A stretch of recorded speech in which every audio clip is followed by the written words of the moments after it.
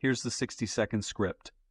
Ever needed to convert a solution from molarity to percent concentration and felt completely lost? You're not alone, and getting it wrong in a lab or pharmacy setting can have serious consequences. That's exactly why we built the Solution Concentration Converter Calculator.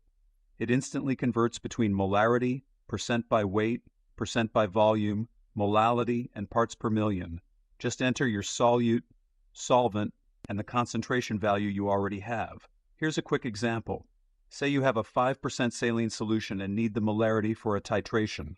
Enter sodium chloride, water, and 5% WV. The calculator spits out 0.855 moles per liter in seconds. No textbook digging, no formula hunting, no unit conversion headaches. Whether you're a student, researcher, or lab technician, this tool saves you time and eliminates errors. Try the free calculator now.